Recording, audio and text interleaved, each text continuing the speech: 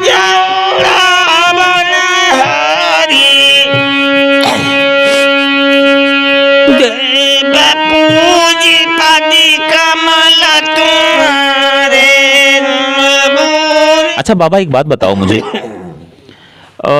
जैसे 8 वर्ष की अवस्था में जब आपकी आंखें गईं तो उसके बाद आपको अचानक से अजीब सा लगने लगा होगा कि जहां आप सारी दुनिया को देख रहे थे और फिर वो दुनिया आपकी आंखों से क्या ओझल करते, हो बस से बाहर थी, जी। कुछ कर ही नहीं सकते हैं उसमें। और मेरी मुलाकात बाबा से एक स्टेशन पर हुई थी और फिर मैं बाबा से मिलते मिलते उनके घर तक पहुंचा हूं। नमस्कार, प्रणाम, आदाब, सत श्री अकाल। मैं हूं अजय प्रताप सिंह तोमर और आप देख रहे हैं आईना भारत का।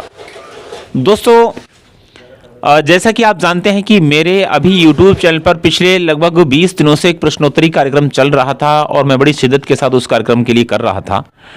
और आज मैं मुखातिब हूं एक ऐसे सज्जन से, एक ऐसे बाबा से जिनका जीवन बहुत ही कष्टमय है, अभी मैं कहूँगा, क्योंकि ये आँखों से देख नहीं सकते हैं और आँखें नहीं हैं बाबा की, और परंतु इनके अंदर जो कलाएं हैं, इनके अंदर जो विद्या है, ये बहुत सी विद्याओं में निपुण हैं।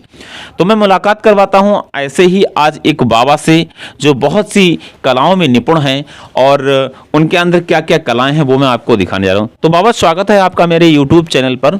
बाबा मैं एक चैनल चलाता हूं अपने टीवी पर, YouTube पर, तो मैं आज आपकी जीवनी के बारे में अपने दर्शकों को दिखाना चाहता हूं। तो अपना शुभ नाम बता दो आप। रामशरण विश्वकर्मा। राम शरण विश्वकर्मा। आप आंखों से बिल्कुल नहीं देख सकते हैं? हाँ, आंखों से बिल्कुल नहीं देख सकते हैं जी। अच्छा ये बताओ मुझे बाबा, आंखें आपकी बचपन से ही नहीं थी या आंखें बाद में? चेचक निकलने के बाद खत्म हुई और कक्षा 2 तक में पढ़े हुए थे।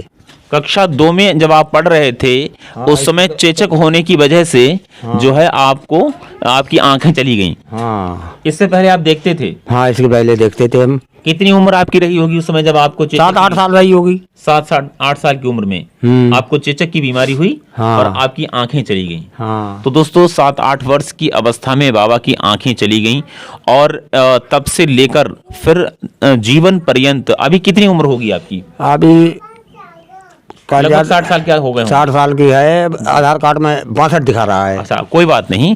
तो 60 वर्ष की अवस्था है बाबा की। और बाबा मैंने आपको देखा, दोस्तों मैं आपको बताना चाहता हूं कि बाबा ट्रेनों पे जा करके मूंगफली और पान पुड़िया तंबाकू ये सारी चीज़ें बेचा करते थे।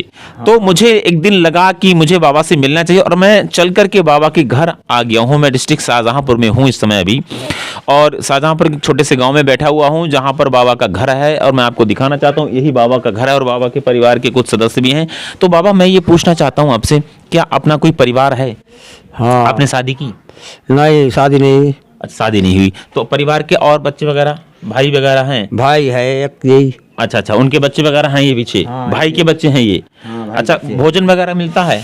भोजन मिलता है। अच्छा, तो कोई दिक्कत तो नहीं है भोजन के लिए? और कोई दिक्कत नहीं है। और दिक्कत तो फिर अगर दिक्कत ना होती तो आज इस काबिल बनाए कैसे गए होते। जी जी जी, होना ही होना है, जी, होती रहेगी आगे जी। अच्छा मैंने आपको देखा है कि आप देख नहीं सकते, फिर भी मैं आप 10 किलोमीटर पैदल चले जाते हैं लाठी के सहारे। उसके अलावा फिर मैंने देखा कि ट्रेन पे चढ़ करके गिरते भी जाते हैं, उठते भी जाते हैं, कोई बता भी देता है, कोई बहुत भयानक चोटें लगती हैं। जी जी जी जी। तो इसी तरीके से हमारा संघर्ष होता रहता है भैया, क्या करें। 8 वर्ष की अवस्था में बाबा की आंखों ने साथ छोड़ दिया। वर्तमान में बिल्कुल नहीं देख सकते हैं, आंखों से बिल्कुल अंधे हैं। और आपको मैं बताना चाहता हूं कि यहां से लेकर लखनऊ इलाहाबाद तक ट्रेन के माध्यम से चले जाते हैं और इधर जम्मू कश्मीर तक। जैसा कि मेरी अभी बातचीत हुई बाबा से तो बाबा ने मुझे बताया।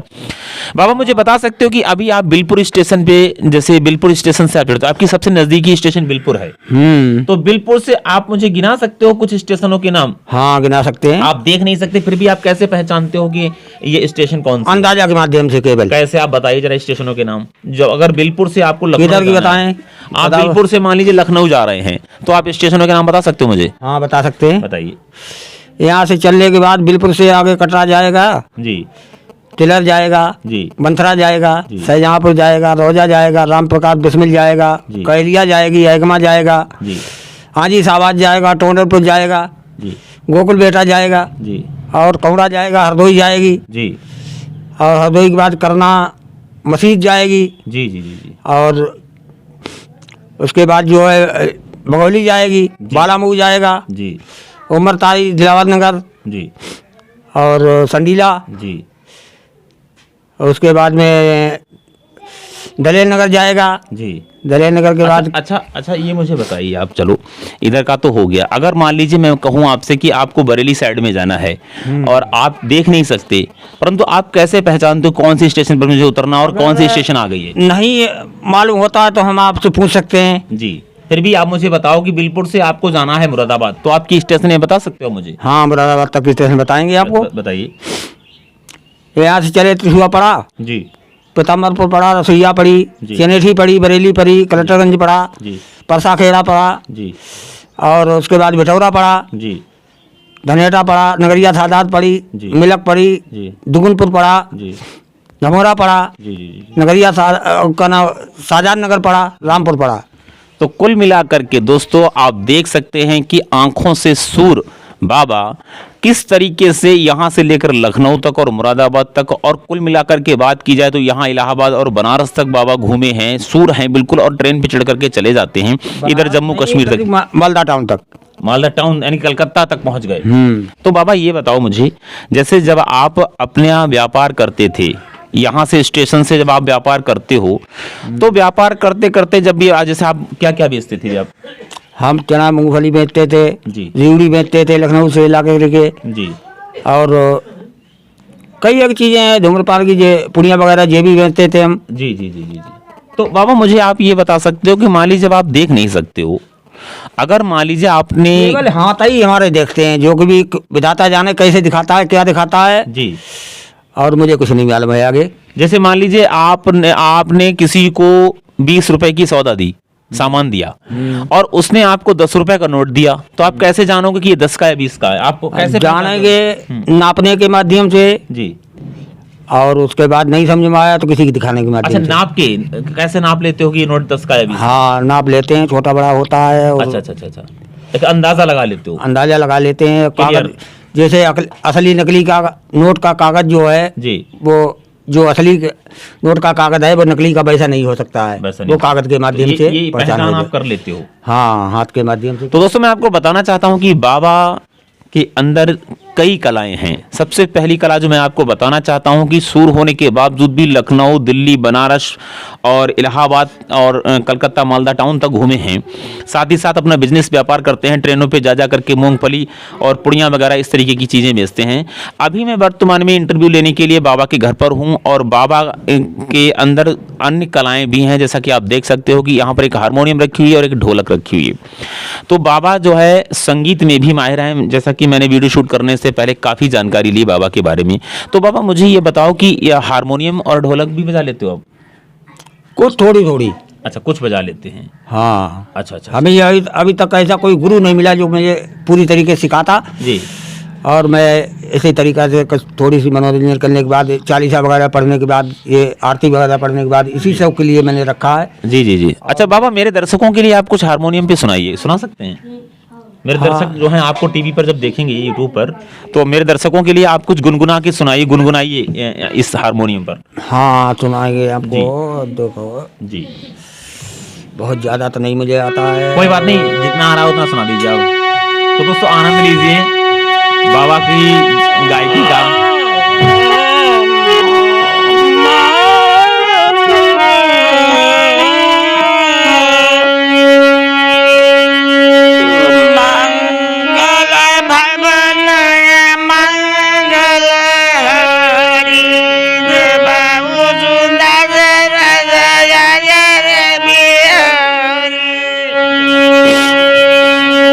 राम कथा सुंदर करी तारी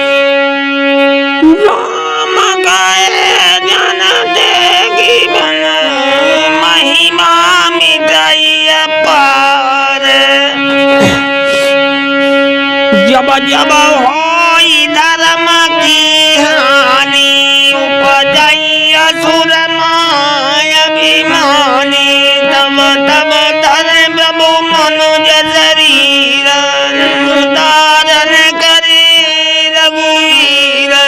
ठीक है बाबा। तो आप दोस्तों देख सकते हैं कि बाबा ने मुझे हारमोनियम पर ये आपने क्या सुनाया मुझे अभी? रामायण सुनाया। रामायण की कुछ चौपाइयाँ सुनाई बाबा ने। और दोस्तों आप देख सकते हो कि ईश्वर अगर कहीं आपको परेशानी देता है तो कहीं ना कहीं एक रास्ता भी खोज देता है, एक रास्ता भी निकाल देता है आपकी जीवनचर्या के लिए। और बाबा के आंखें ना होने के बावजूद भी बाबा बहुत सारी विद्याओं में माहिर हैं। और मुझे लगा कि मैं अपने चैनल के माध्यम से बाबा की सारी चीज़ें दिखाऊं। तो बाबा ढोलक भी बजाते हैं आप? हाँ, थोड़ी बहुत ढोलक भी बजाते हैं। क्या मुझे ढोलक पर कुछ आप सुना सकते हैं मेरे दर्शकों के लिए? हाँ जी सुनाएंगे। जी चलिए इसको हटा देते हैं, इसको थोड़ा सा हटा दीजिए, मैं हटा दे रहा हूँ। जी जी कोई नहीं। अच्छा बाबा एक बात बताओ मुझे, जैसे 8 वर्ष की अवस्था में जब आपकी आंखें गईं तो उसके बाद आपको अचानक से अजीब सा लगने लगा होगा कि जहाँ आप सारी दुनिया को देख रहे थे और फिर वो दुनिया आपकी आंखों से क्या करते, बस से बाहर थी जी, कुछ कर नहीं सकते हैं उसमें जी। नहीं, जैसे मैं समझता हूँ कि जो व्यक्ति बचपन से सूर होता है तो उस व्यक्ति के लिए तो भगवान इस सारी चीजें दे देते हैं, परंतु आप 8 साल की अवस्था के बाद, एक चेचक की बीमारी के बाद आपको ये रोग हुआ और आपकी आंखें चली गईं, तो उस दौरान तो आपको बड़ा अचंभित हुआ होगा, अचंभा लगा होगा कि ये भगवान बहुत परेशानियां हुई दिया आपने मेरे साथ में। बहुत परेशानियां हुई, आज भी हो रही हैं। जी जी जी जी। हाँ। अच्छा बाबा पेंशन मिलती है आपको? पेंशन मिलती है। कौन सी? विकलांग पेंशन मिलती है? विकलांग मिलती है। अच्छा विकलांग पेंशन मिलती है आपको, शूर है इसलिए आप। हाँ। अच्छा बाबा इसके अलावा आपको गल्ला मिलता है? हाँ गल्ला मिलता है, राशन मिलता है। हाँ। और खेती वगैरह है बाबा? खेती 1-1.5 बीघे है मात्र। हाँ। तो उसमें कैसे गुजर होती होगी? बस जो भी होती है कुदरती जाने, इतना ही कुछ है, आप देख सकते हैं चल के। तो बाबा मुझे सुनाइए कुछ ढोलक पर मेरे दर्शकों के लिए। ना श्री भगवान हरि कीर्तन में आप भी आना संग में कृष्ण जी को लाना, आप भी आना संग कृष्ण जी को लाना, ला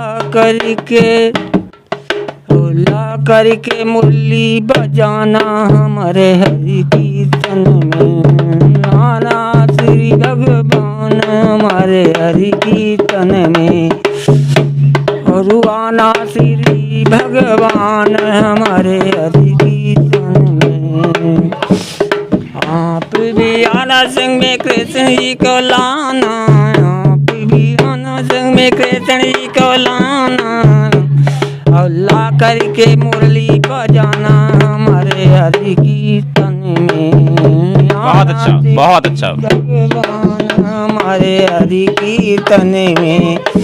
चलो बाबा आपने मेरे लिए अपनी जो भी विद्याएं थी वो बताई हैं। आप हारमोनियम भी बजा लेते हो, ढोलक भी बजा लेते हो और इसके अलावा अपना व्यापार भी करते हो। निवेदन है, आता तो कुछ नहीं है, खाली वक्त पार कर रहे हैं। देखिए मैं समझता हूँ बाबा कि ईश्वर ने मुझे जिस स्थिति में रखा है वो सबसे अच्छी स्थिति है। हो सकता है कि कुछ हमारे लिए भगवान ने अच्छा क्षमा चाहता हूँ आपके लिए, जो भी गलती हुई हो। कोई गलती नहीं सभी। और बाबा मैं तो बड़ा खुश हूँ आज आपसे मिलकर के, क्योंकि मैं अपने YouTube चैनल के माध्यम से ऐसे लोगों को दिखाने की कोशिश करता हूँ।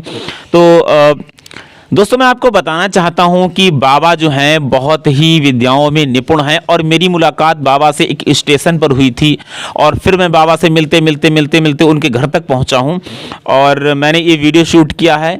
और ये वीडियो शूट करने का मेरा मकसद, मेरा उद्देश्य सिर्फ इतना है कि जो ऐसे लोग हैं, ऐसे लोगों को कहीं ना कहीं गवर्नमेंट को विशेष ख्याल करना चाहिए, क्योंकि ऐसे लोगों का कोई अपना नहीं होता है। जिसके आंखें नहीं है उसका कोई नहीं है। इसके भगवान ने आंखें जिससे छीन ली उससे दुनिया की हर खुशी छीन ली, क्योंकि आपके हाथ ना रहे, पैर ना रहे, कुछ ना रहे, लेकिन अगर आपकी आंखें ना रहे तो आपका सारा जीवन नीरस है, आप हरी भरी दुनिया नहीं देख सकते हो।